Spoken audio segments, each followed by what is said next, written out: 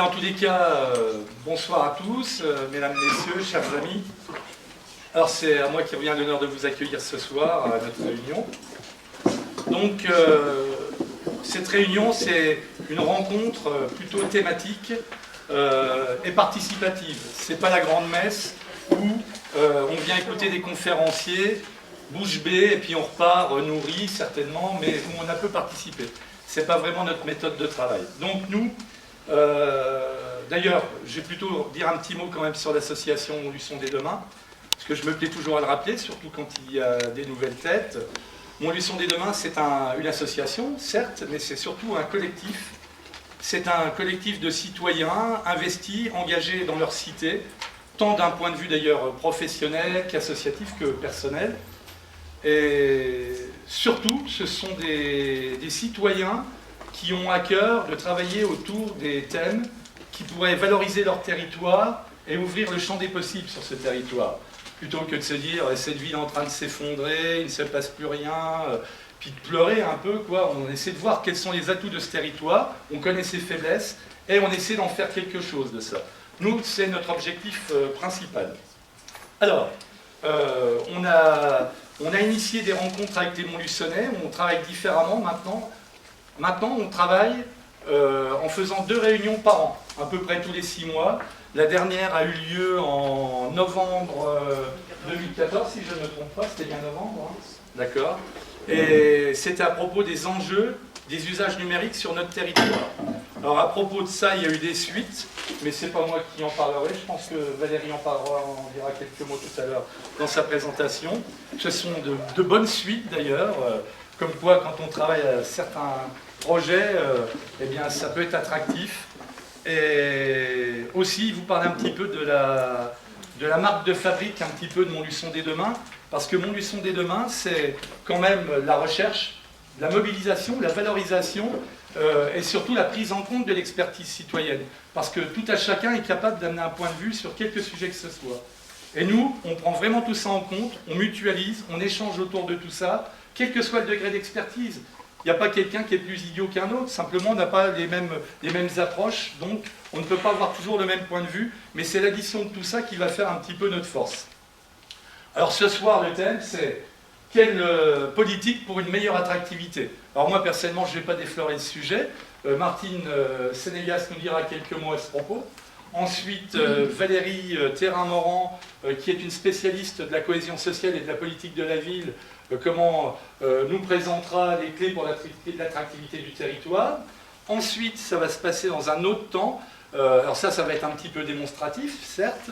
Et ensuite, Fabrice lancera les ateliers. C'est-à-dire qu'on travaille toujours un petit peu comme ça. C'est pas facile quand il y a un peu de monde, mais on travaille toujours de cette manière-là. On essaie de mettre en commun et écouter un peu ce que chacun a à dire à propos du thème qu'on aborde ce soir, en l'occurrence. Hein. D'accord ? Donc voilà un petit peu comment va se dérouler la soirée.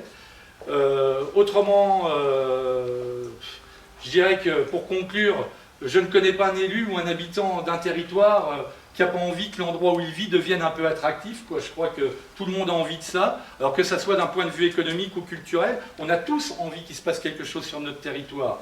Bien sûr, quand on voit un territoire qui se délite, c'est jamais agréable, mais on n'a pas envie non plus de se contenter de pleurer, quoi. On n'a pas envie d'être des gens qui sont dans le constat, donc on a décidé, nous, d'être plutôt proactifs, et puis d'essayer d'amener des choses pour que les choses bougent. Voilà, en tous les cas, c'est notre vision de la citoyenneté. Alors là, maintenant, je repasse le flambeau à Martine, qui va prendre pour la suite, je t'en prie. Eh bien, bonsoir à tous et bienvenue en tous les cas dans nos réunions de travail. Et c'est vrai que, comme vient de nous le dire Jean-Pierre, on a toujours eu cette volonté de travailler en commun. De travailler en commun des thèmes essentiels, bien sûr. Hein. Pourquoi ? Pour valoriser notre territoire. Ça, c'est un des premiers points. Alors, comment travaillons-nous en général ? Eh bien, on essaie toujours, dans les différents ateliers en tous les cas, on part du postulat que tout un chacun part du fait de son expérience, du fait de son savoir-faire, du fait de ce qu'il est, du fait de ce qu'il a envie, etc., si vous voulez, eh bien, il peut toujours apporter et enrichir le groupe de travail. D'accord ? Pourquoi ? Parce que notre objectif, c'est toujours le même, on veut construire un projet commun pour l'horizon de notre cité 2020. Alors, c'est vrai que engagement citoyen repose donc sur l'implication de chacun, parce que il faut savoir une chose, c'est que nous existons et nous perdurons de toute façon grâce au collectif. Ça, nous en avons parfaitement conscience. Et c'est vrai que pour nous, toute idée est riche pour le groupe. Et c'est vrai que, plus particulièrement, on a un petit peu travaillé sur des leviers qui permettraient justement la mise en œuvre de politiques favorables à l'attractivité du territoire. Alors évidemment, on ne va pas tout balayer, hein, on verra avec Valérie, c'est tellement important et large, qu'on a essayé un petit peu de centrer notre travail d'aujourd'hui en tous les cas, et on a évidemment, avant de pouvoir essayer de déterminer tout cela, on a essayé en tous les cas de lister avec nos petits savoirs et savoir-faire hein, les faiblesses, mais aussi les atouts de notre territoire. Et c'est vrai qu'on a eu plusieurs thèmes d'entrée possibles. En tous les cas, pour ce soir, on a déterminé 4 thèmes qui nous ont semblé assez importants pour démarrer justement l'attractivité du territoire. On a d'abord comme premier thème, comment développer l'emploi sur Montluçon. Le deuxième thème, comment favoriser la qualité de vie et le bien-être des Montluçonnais. Troisième thème, comment chaque citoyen peut trouver sa place dans Montluçon, c'est-à-dire aussi bien les aînés que les jeunes, les célibataires, les familles, etc. Et enfin, le quatrième thème, comment favoriser la participation des citoyens à l'engagement citoyen, c'est-à-dire à la vie commune. Voilà les 4 gros thèmes sur lesquels nous allons essayer ensemble, en tous les cas, de partager, parce que, encore une fois, pour exister et pour pouvoir proposer quelque chose qui puisse justement attirer l'ensemble des citoyens, eh bien, cela vient du citoyen, en tout état de cause. Toujours, nous pensons que ça vient de la base et du citoyen. Maintenant, je vais passer la parole donc à Valérie. Ouais. Ah oui. On va vous passer un petit micro-trottoir pour commencer. Ça dure 7 minutes à peu près. Hein. Ensuite, pas le droit de me fouetter. Valérie voilà, nous présentera les 10 clés de l'attractivité. Ce qui m'a attiré ici, c'est surtout les prix de l'immobilier. J'ai un bel appartement pour moins cher que dans une grande ville. J'aime une petite ville aussi par rapport pour se déplacer, il faut pas beaucoup de temps. J'aime bien le confort des petites villes. Donc c'est pour ça que Montluçon me plaît. Après, c'est vrai qu'en tant que jeune, ça manque peut-être un petit peu d'animation. Le soir, il n'y a pas grand-chose à faire. À Montluçon, c'est vrai que les loyers sont pas chers, donc je peux avoir un bel appartement pour pas très cher, bien situé, qui est un centre-ville, pas très loin ni de mon IUT ni de mon entreprise. Montluçon, c'est pas très loin non plus de ma ville d'origine. Je suis à 2h30 de route. Donc ça me plaît parce que je peux rentrer chez moi tous les week-ends. Avec l'hostilité, mis à part les soirées au bowling, on n'a pas fait grand-chose, il n'y a pas beaucoup d'animation le soir. Alors, en fait, j'ai cherché à faire de l'alternance, donc j'ai cherché une entreprise en premier. Et j'ai vu une offre sur Montluçon, donc comme Montluçon c'est pas très loin de chez moi, je peux rentrer chez moi le week-end. Et donc je me suis portée candidate sur Montluçon, l'IUT était sur place, tout est sur place, ça me convient bien comme ça. Quand je vais faire mes courses, je croise des voisins, je croise des gens de connaissance et j'apprécie cet aspect-là. Je trouve un équilibre dans la vie. Voilà. La proximité du travail aussi. Soit d'un bout à l'autre de Montluçon, je mets 10 minutes pour aller travailler maximum, donc c'est particulièrement appréciable. Avec tous les avantages de la ville, d'une petite ville, avec les commerces de toutes sortes, et l'aspect culturel, associatif, et à la fois on est facilement avec une maison, un grand jardin, et tous les avantages donc, de la campagne. Voilà, ils devraient peut-être plus s'impliquer dans le mouvement de la ville, dans les associations. Il y a plein de choses. Enfin, moi, j'ai plein d'idées.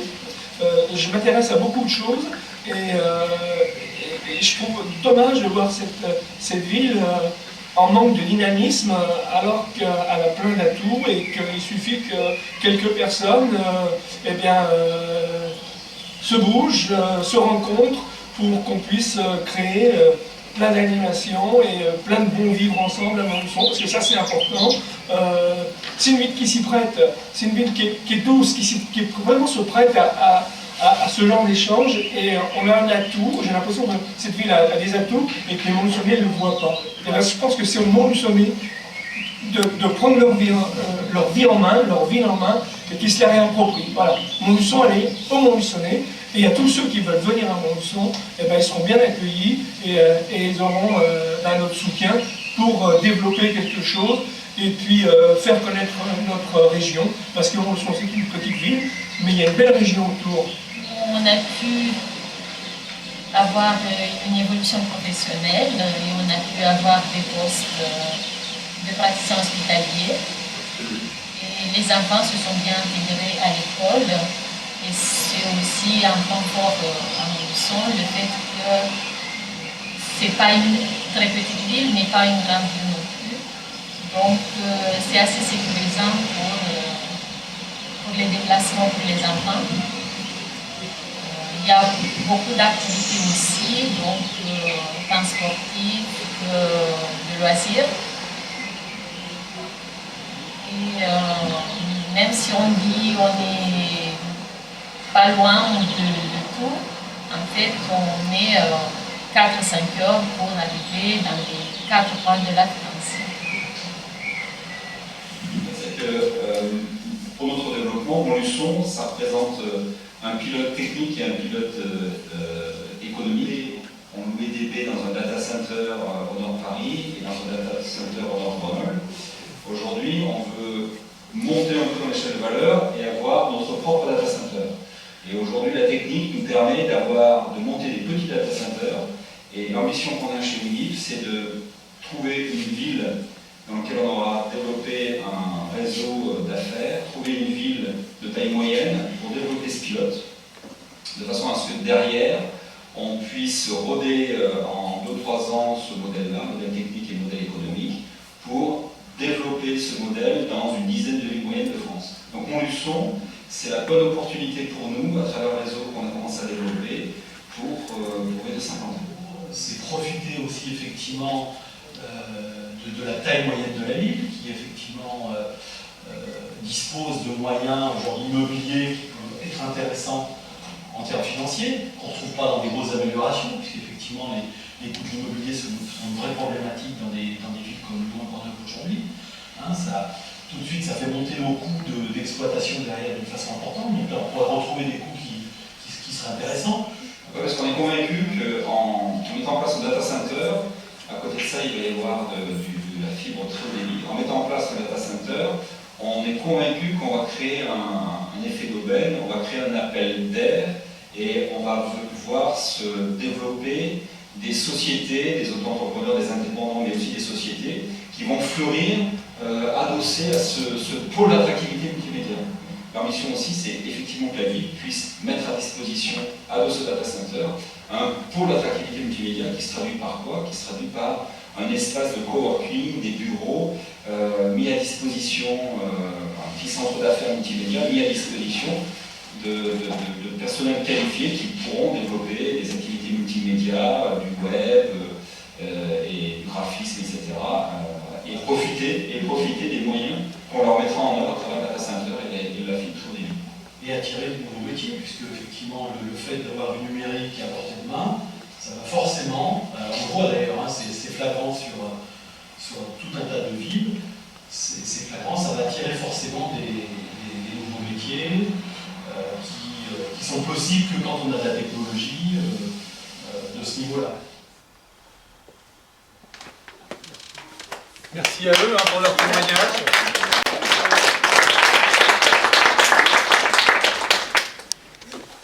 Alors, je tiens à dire que les oiseaux n'ont pas été rajoutés. Hein. C'est vraiment le son de Montluçon. Alors donc bonsoir, peut-être que le micro n'est pas nécessaire, alors je pensais me promener mais là du coup sinon je vais tourner le dos, on peut mettre peut-être là. Donc effectivement, on s'est installé dans l'Allier il y a une année et on a tout de suite rencontré Montluçon des Demain. Et on s'est investi aux côtés de cette association parce que cette approche citoyenne où on partage le savoir et ensemble on co-construit un projet nous a semblé, alors quand je dis nous, c'est avec mon collaborateur et Marie, Fabrice Laurent, nous a semblé effectivement intéressant.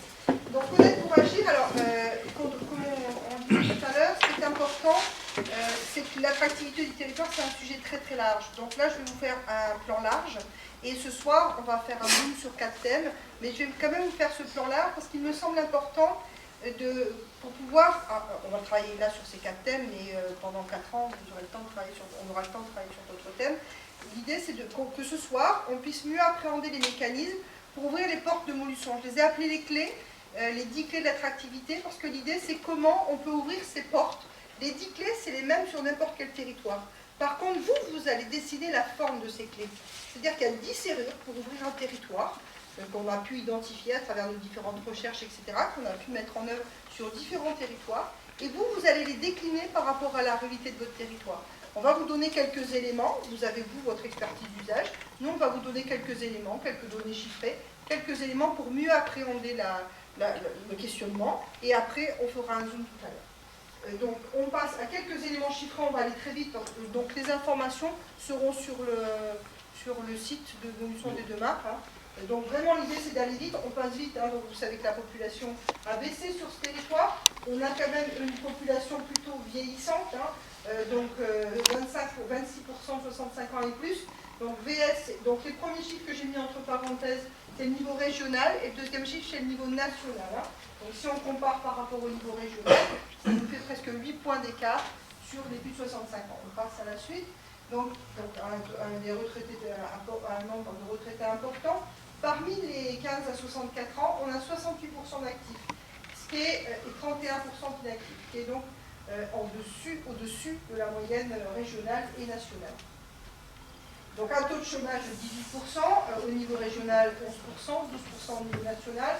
Et parmi les actifs, donc on voit ici, est-ce que tu peux mettre juste le point d'après, parmi les actifs, on voit donc la répartition des actifs du territoire de Montluçon en fonction des différents types d'emplois et la même répartition des emplois sur la zone par rapport aux emplois conservés. Donc la question, c'est l'adéquation entre l'offre et la demande. On a toujours tendance à dire que sur ce territoire, il y a eu effectivement un certain nombre de suppressions d'emplois, mais on a, et ça c'est sur la diapositive suivante, on a ce qu'on appelle un indicateur de concentration d'emplois, c'est-à-dire qu'il y a plus d'emplois sur le bassin de Montluçon qu'il n'y a de Montluçonnais en emploi qui souhaitent travailler sur le territoire. Et en fait, on a les Montluçonnais qui souhaitent travailler, qui sortent du territoire, et on a des gens de l'extérieur qui rentrent pour couvrir les emplois sur le territoire. Donc l'indicateur de concentration d'emplois, donc c'est le rapport nombre d'emplois sur le nombre d'actifs en emploi, il est de 153%, là où il est de 97% au niveau régional et de 98% au niveau national. Donc c'est quelque chose, une dynamique qu'on identifie peu, mais c'est une vraie dynamique sur laquelle on peut s'adosser. Donc 70% des actifs travaillent sur Montluçon, on parle vite, c'est bon pour ces chiffres-là. Il y a quand même quelque chose qui est important, une réalité sur le territoire, une population plutôt peu qualifiée. Niveau 5, c'est CAP BEP, niveau 4, c'est le bac, niveau 3, donc c'est bac plus 2, etc. Donc on voit qu'on a effectivement une population plutôt moins qualifiée sur le territoire. Ça ne veut pas dire moins compétente, parce qu'on voit que dans les entreprises d'hier, on prenait des gens qui n'étaient pas obligatoirement diplômés, mais qui étaient qualifiés pour exercer les métiers. Ce qui pose quand même une question sur la reconversion, ce qu'on a vu tout à l'heure, que les emplois sur le territoire, il y avait plus de 10% d'emplois de cadre, par exemple, et donc effectivement, les personnes peu diplômées ont moins accès à ces emplois. On peut passer à la suite. Donc ce qui est intéressant aussi, c'est de voir que sur le territoire, on a quand même un faible nombre de propriétaires, 45,7%, là où on a 64% au niveau régional. Donc on a du coup plus de locataires, et on a quand même, et ça vous le voyez, 93% des logements de Montluçon qui ont été construits avant 1990. Donc là il y a quand même une vraie question au niveau du logement. Et donc l'indicateur qu'on a l'habitude de suivre sur les différents territoires, c'est le revenu net déclaré moyen. Donc il est de 18 895 €, alors qu'au niveau régional, il est 19 187 € et national 19 187 €. Donc on se dit, tiens, finalement, c'est pas un territoire pauvre, nous on travaille dans les territoires politiques de la ville, on est sur des revenus nets autour de 10 000 €, 7 000 €, Donc on dit tiens c'est plutôt riche, mais quand on voit la part des foyers fiscaux non imposés, on voit que finalement sur le territoire il y a 52% des gens du territoire qui ne payent pas d'impôts. Donc comme avant on était sur un revenu moyen, ça veut dire qu'en fait sur Montluçon vous avez un nombre important de gens qui gagnent beaucoup et un nombre important de gens qui gagnent peu. Donc ça c'est aussi quelque chose. Et par rapport aux projets municipaux, savoir qu'il y a quand même 52% de gens qui ne payent pas d'impôts, attention aux orientations et donc à l'impact derrière financier des orientations. Donc on peut passer directement Taux de mortalité, au vif du sujet. Oui, on a effectivement aussi une réalité.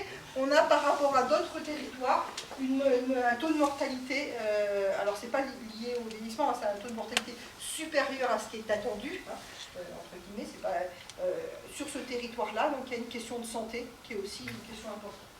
Donc, quand on parle d'attractivité, l'idée c'est qu'on se mette d'accord sur la définition du terme. Donc l'attractivité, je suis allée sur Wikipédia, donc c'est un site très, l'écriture qui est très générale.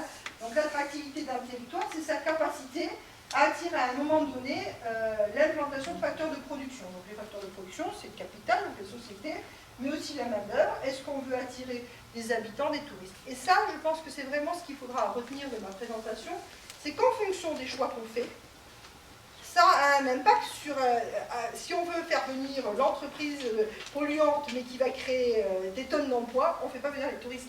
Donc en fonction des choix que vous allez faire, vous orienterez des non-choix mais qui auront des conséquences derrière. Bon, quand on parle d'attractivité, en général on parle de quelque chose qui a un caractère positif, hein, c'est plutôt la vitalité d'un territoire.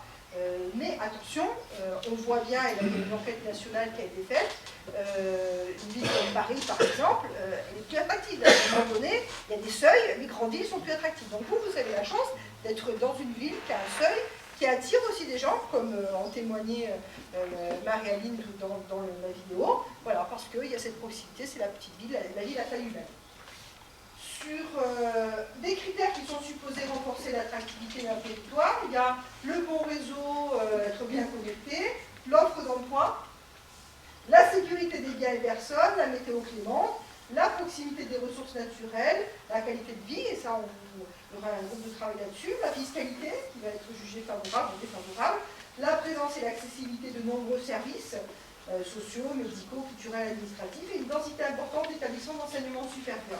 Donc ça, c'est les différents critères. Une personne elle va se dire, bah, tiens, est-ce qu'il y a ça sur ce territoire? Bah, si oui, je viens ou je viens pas. Alors attention, sur ces critères, on voit bien, il y en a sur lesquels on n'a aucun levier d'action. Et sur d'autres, on a bien sûr des leviers d'action. Sur les critères qui, au sens inverse, vont pouvoir, qui vont affaiblir l'attractivité, ça va être le coût de la main-d'œuvre. Donc sur certains territoires, le coût de la main-d'œuvre est trop élevé, la main-d'œuvre n'est pas assez qualifiée, donc ça sera un trac. Donc la sécurité, la géographie peu avantageuse, la présence ou le danger de et une forte proportion. Alors, sur les critères d'attractivité, donc comme je vous disais, c'est, voilà, il y a 10 serrures, hein, avec la porte de Montluçon, il y a 10 serrures. Donc ces clés, on vous les a dessinées comme ça, mais elles ont toutes les formes qu'on veut. La question, c'est qu'est-ce qu'on y met dedans? Donc sur ces 10 clés, nous on a dit, voilà, pour nous, les 10 serrures, je vais vous afficher tout d'un coup. Pour nous, il y a un projet de territoire équilibré. Donc déjà, si on ne définit pas un projet, on ne va pas pouvoir ouvrir la première serrure. Une stratégie de développement économique. Donc la question c'est quelle stratégie de développement économique, mais en tout cas il en faut une, et pas tiens aujourd'hui il y a une opportunité là, ma stratégie elle est là, tiens demain elle est là. Non, il faut avoir une stratégie et garder le cap. Il faut avoir une offre foncière immobilière diversifiée, parce que si vous avez des entreprises qui veulent venir et que vous n'avez rien à leur offrir pour s'implanter, ils iront ailleurs. Un bouquet de services proposés à ces entrepreneurs si elles doivent courir, et on l'a vu lors de la campagne, on rencontrait des chefs d'entreprise qui avaient renoncé à leur entreprise, qui devaient courir à droite à gauche pour des formalités. C'est une perte de temps, le chef d'entreprise doit être concentré dans ses affaires. Donc il faut que les services viennent à lui, ne peut pas aller au service. Une ville pour tous, donc ça on en reparlera dans un des groupes de travail. Une politique culturelle et sportive pour tous. Donc là c'est quelle politique culturelle et sportive vous imaginez pour être attractif. La participation des habitants et du monde associatif, on voit bien l'importance du tissu associatif quand vous arrivez sur un territoire pour pouvoir développer, faire un certain nombre d'activités. Les Montluçonnais et les Montluçonnaises, on voit bien à travers le témoignage que quand vous arrivez, quelqu'un vous vend son territoire, ben vous avez envie de rester. Si quelqu'un vous dit franchement, vous auriez dû aller ailleurs, c'est vraiment nul ce territoire, vous ne restez pas. Donc on pense vraiment que les Montluçonnaises et les Montluçonnais doivent être les ambassadeurs de leur territoire. Un service public adapté, donc la question c'est, ce que je disais tout à l'heure par exemple pour l'entreprise, c'est la même chose pour nous citoyens. Si on doit courir à droite et à gauche pour aller faire les passeports, les machins, etc., voilà. Donc comment on peut garder ce service public adapté. Et puis cette volonté politique de co-construire ensemble, donc là je vous livre déjà la 10e clé, c'est comment on peut travailler tous ensemble. Alors Fabrice a repris les clés que vous voyez bien à chaque fois qu'on s'inscrit bien dans les différentes clés. Donc comme je vous disais, la première clé, un projet de territoire équilibré. Donc comme nous l'a souvent dit Martine, quand on regarde sur la définition donc d'abord, un projet de territoire, c'est un projet de développement et d'aménagement qui est fondé sur une réflexion stratégique. Donc, bien sûr, une vision à long terme, à 15-20 ans, comment je vois mon territoire, comment je répartis entre espace naturel, espace pour les entreprises, espace pour les enfants, etc. Dans le respect du développement durable. Et donc comment, à un moment donné, quand je consomme de l'espace, je ne greffe pas mes choix de demain. C'est vraiment avec un principe d'équilibre entre le renouvellement urbain, le développement urbain maîtrisé, le développement de l'espace rural et la préservation des espaces naturels et des paysages, et le principe de diversité entre les fonctions urbaines et la mixité sociale. Vous avez quelques quartiers qui sont ce qu'on appelle en politique de la ville, sur lesquels il y a des actions spécifiques à développer. Et le principe de respect de l'environnement. Sur le projet de territoire, donc toujours l'idée, ce qui nous gouverne, en tout cas ce qui guide notre action depuis longtemps, c'est vraiment cette approche transversale, cette approche globale. Donc il y a les habitants, leurs besoins en logement, en emploi, en services publics, en services marchands, en loisirs, en culture. Et à côté de ça, on a des infrastructures, des placements de réseau, des ressources du territoire, des ressources qui sont naturelles, sur lesquelles vous pouvez vous appuyer, mais il y a aussi des ressources humaines et patrimoniales. Et puis après, les activités économiques qui ont leurs propres besoins en foncier, en immobilier, en main-d'œuvre, en services et en innovation. Donc on va arriver sur la stratégie de développement économique. Donc la question c'est, alors ça on l'a déjà orienté, je vous disais c'est les serrures pour tous les territoires. Malgré qu'on a un nombre d'emplois plus important qu'on a d'actifs en emploi, il y a quand même un taux de chômage important. Donc là on oriente, on se dit, il faut une stratégie de développement économique globale et créatrice d'emplois. D'autres territoires où on dit non, nous ce qu'on veut c'est des entreprises qui ont de l'argent, qui ont payé l'ex-taxe professionnelle, donc le CFE de façon importante, voilà c'est ce qui nous intéresse. Donc là on pense qu'effectivement sur ce territoire, il est nécessaire de créer de l'emploi en plus. Donc quand il existe un certain nombre de cabinets spécialistes de l'évaluation des stratégies de développement économique des territoires, et les différents critères d'évaluation de ces politiques de développement économique qui permet de positionner les régions sur leur force en matière de développement économique, c'est est-ce que cette stratégie de développement économique s'appuie sur le développement de filières, est-ce qu'ils mettent en place un appui au développement des entreprises, est-ce qu'il y a tout un travail autour du soutien à la création, la reprise et la transmission d'entreprises. Il faut savoir qu'on a un certain nombre de nos chefs d'entreprise qui vont partir à la retraite prochainement, comment on travaille sur la suite de la reprise de ces entreprises. Quelle est la politique d'emploi et de compétences qui est mise en place sur le territoire? Est-ce qu'il y a de l'action en matière de soutien à l'innovation? Qu'est-ce qu'on fait en termes pour vendre le territoire, en plan marketing territorial? Est-ce qu'il y a eu une stratégie pour développer l'économie sociale et solidaire sur le territoire? Est-ce qu'ont été pris en compte les enjeux environnementaux? Et est-ce qu'on est plutôt dans un caractère offensif ou défensif de l'action entreprise sur le territoire? C'est-à-dire, est-ce qu'on est plutôt dans le développement d'entreprises endogènes qui viennent du territoire et qui se créent, ou dans une stratégie exogène, c'est-à-dire qu'on va chercher des entreprises pour les faire venir sur le territoire, comme vous aviez sur le témoignage de tout à l'heure du data center, où c'est des gens de Lyon qu'Abdou est allé chercher pour les faire venir sur le territoire. Donc là, on est sur une stratégie offensive. Alors, ce que je dis toujours, c'est qu'un territoire, une greffe, elle prend en fonction du terreau. Est-ce que le terreau est favorable? Donc sur Montluçon, il y a un certain nombre de terreaux. Donc comment on s'appuie sur ces terreaux? On a effectivement un bassin industriel.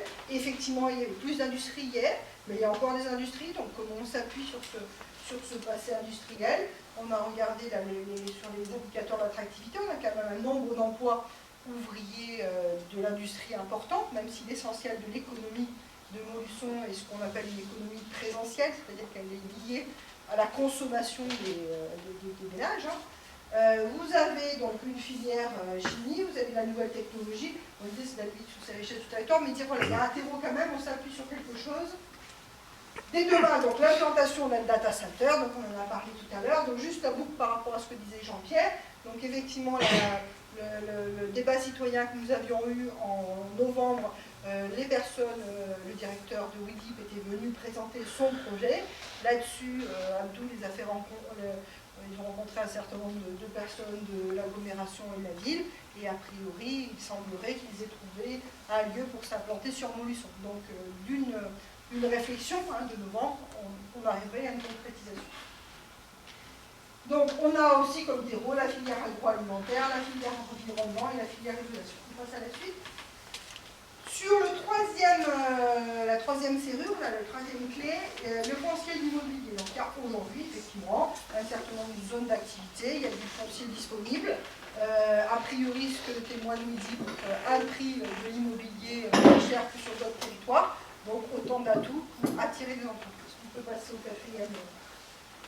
Donc le bouquet de services, c'est le bouquet de services pour les entrepreneurs. Donc comme je vous disais tout à l'heure, on a rencontré un chef d'entreprise qui avait créé un garage et qui a passé énormément de temps à courir après les différentes administrations. Nous, on a créé notre société il y a un an, on s'est passé énormément de temps à gérer avec les administrations. Et donc comment une ville peut regrouper un certain nombre d'administrations, créer un bouquet de services de façon à faciliter les démarches pour le créateur, mais aussi donc en phase de création, mais aussi en phase de développement. Et on sait bien à quel point il y a des moments fragiles pour les entreprises. Il y a le cap des 1 an, il y a le cap des 3 ans, et puis après il y a le cap de la phase de développement. Donc comment on peut réfléchir à un bouquet de services à tous les moments du développement de l'entreprise. La cinquième clé, qui est la plus longue, c'est donc la clé sur une ville pour tous. Donc c'est quoi une ville pour tous? Donc, on va le décliner dans le détail. Donc on passe après. Donc, une ville pour tous, on a 6 thèmes. Donc, on a une place pour tous. Donc, comment nous sommes peut-être une ville des solidarités. Comment, on parlait tout à l'heure de bien vivre ensemble. Donc, comment on peut bien vivre ensemble dans son quartier, dans sa ville, sans crainte et sans exclusion.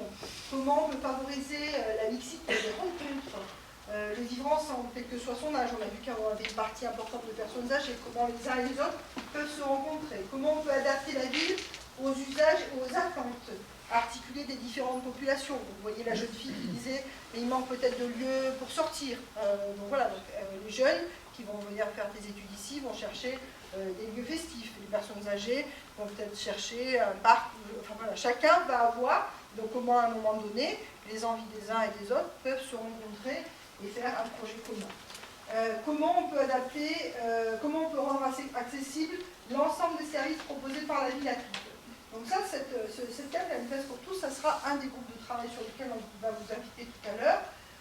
Aujourd'hui, par exemple, l'accessibilité des services, c'est pas que l'accessibilité physique, c'est aussi la tarification. Vous voyez dans les chiffres qu'on avait aussi des gens qui avaient des faibles revenus. Donc, quelles sont les places de théâtre? Est-ce qu'il existe des places à bas tarif? Enfin voilà, c'est toute cette politique tarifaire, par exemple, et soutenir les plus démunis dans leur insertion.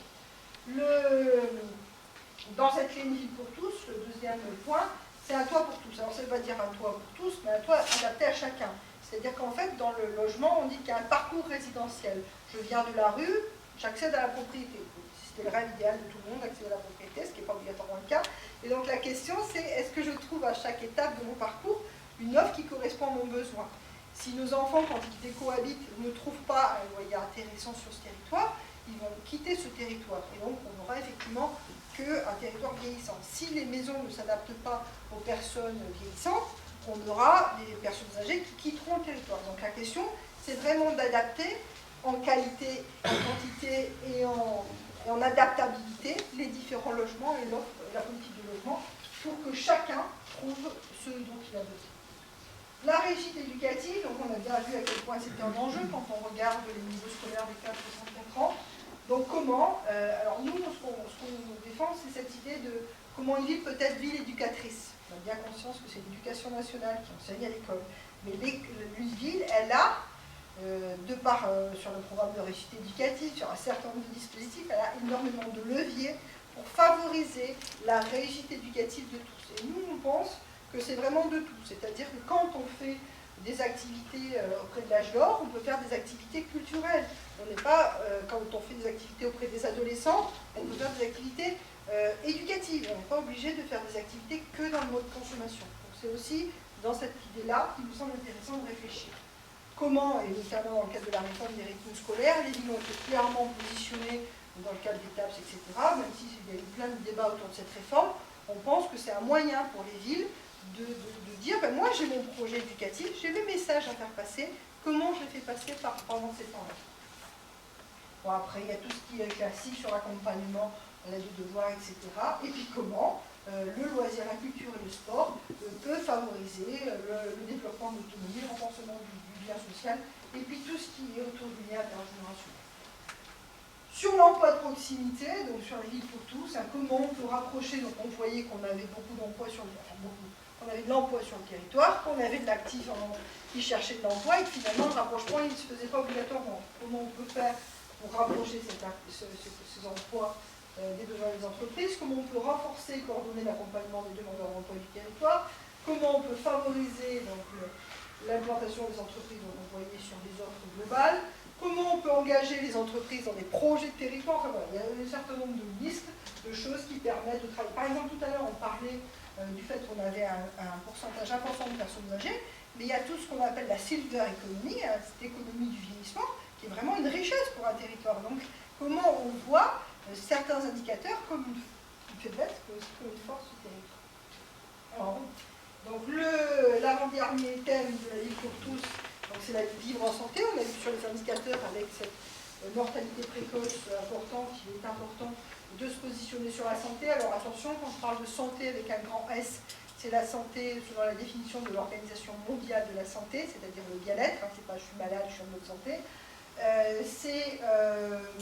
Et donc l'OMS, l'Organisation mondiale de la santé, dit que la ville, c'est l'échelon pertinent pour parler de la santé, parce qu'elle est en proximité de ses habitants. Parce qu'elle va pouvoir faire passer un certain nombre de messages de prévention, et donc du coup permettre aux gens d'aller mieux. Avec un certain nombre de priorités qui ont pu être identifiées par rapport aux problématiques qu'on a pu repérer, donc santé mentale, attention. Et la dernière thématique, donc vivre en tranquillité. Donc il existe un certain nombre de dispositifs qui permettent de coordonner l'action qui est menée en matière de tranquillité publique. Il existe des stratégies territoriales qui orientent toute la politique qui est menée en matière de tranquillité publique. Donc comment cette stratégie va mettre quand même l'homme au cœur de ce projet de tranquillité publique. Comment on va pouvoir décliner un certain nombre de priorités nationales qui sont l'adaptation des situations à risque, la prévention spécialisée, tout ce qui est autour de l'aide aux victimes, l'accès au droit, la lutte contre la discrimination, et puis comment on peut coordonner et mieux travailler en complémentarité sur la présence humaine sur le territoire. Vous allez avoir la police municipale, vous allez avoir la police nationale, vous allez avoir peut-être sur certains territoires on a de la médiation, de la prévention spécialisée, comment les uns et les autres s'articulent et travaillent mieux les uns avec les autres. Donc voilà sur notre clé de ville pour tous. Sur culture et sport, donc là la page reste à écrire, la ville a fait certains choix. Il y a un certain nombre de choses qui sont à réécrire. Donc à un moment donné, vous aviez parlé d'un office mentionné de la culture. Voilà, il y avait un certain nombre de propositions qui avaient été faites. L'idée c'est comment en tout cas on peut développer un sport pour tous et un sport avec tous. Et comment on peut utiliser, entre guillemets, la culture comme un trait d'union entre tous. Sur la participation des habitants et du monde associatif, donc là c'est aussi un des thèmes sur lesquels on nous propose de réfléchir et de faire des propositions, des préconisations. Comment davantage concerter les uns les autres, réfléchir ensemble, travailler ensemble, parce que nous, on prétend que le seul expert, c'est l'usager, quoi. Le seul qui sait ce qui est bien pour lui, c'est lui, quoi. Et donc, c'est pour ça qu'il nous semble important, à tout moment, de pouvoir donner la parole à l'usager. Qui mieux que quelqu'un qui connaît la réalité du vécu peut proposer des choses pertinentes. Et puis après, il y a effectivement ce dont je parlais rapidement tout à l'heure, tout l'engagement important du monde associatif. Sur le huitième point, il nous semble effectivement important que le Montluçonnet soit ambassadeur de son territoire, et donc on entendait Gilles tout à l'heure parler des richesses de ce territoire, et donc à quel point il faut que vous soyez fiers de votre identité, et comment vous allez vendre, entre guillemets, votre territoire. sur le service public adapté, donc c'est bien un intérêt général renouvelé au service du développement du territoire. Alors c'est pas un combat de quel service public, etc. La question, elle n'est pas que là. Aujourd'hui, la question, elle est quel service par rapport à la population, quels sont les besoins.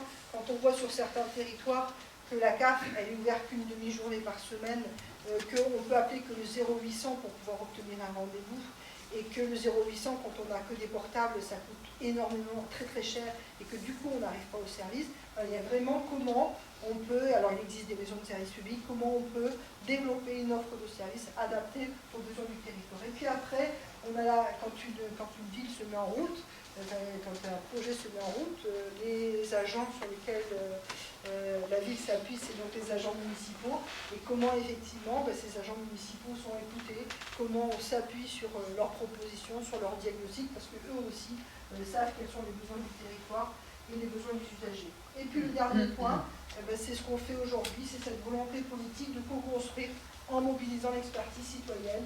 Et donc c'est ce qu'on va faire dans ces groupes de travail. Donc Fabrice va nous proposer la méthode d'animation, mais voilà. Et donc l'objectif 2020, 4 ans pour construire des projets. Merci.